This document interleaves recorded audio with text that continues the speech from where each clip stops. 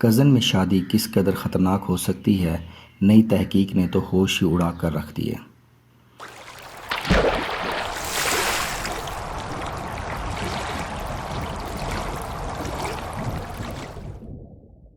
ایک نئی تحقیق میں بتایا گیا ہے کہ کزن میں شادی کرنے والے لوگوں کے بچوں میں ڈپریشن اور بے چینی کے مسائل پیدا ہونے کے امکانات ان لوگوں کی نسبت جو کزن میں شادی نہیں کرتے سے 3 گنا زیادہ ہوتے ہیں۔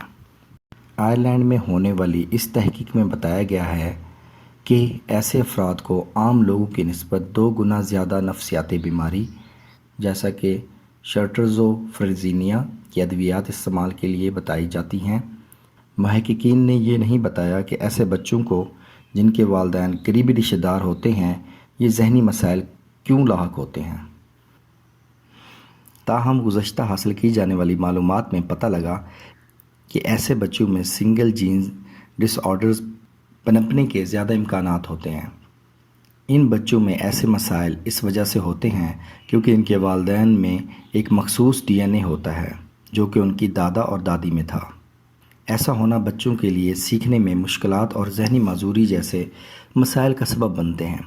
دنیا میں ہر 10 میں سے ایک بچے کے والدین سیکنڈ کزن یا اس سے زیادہ قریبی رشتہ دار ہوتے ہیں۔ فرسٹ کزن کے درمیان شادیاں برطانیہ میں قانونی ہیں جو کہ تقریباً 1% کے قریب بنتی ہیں۔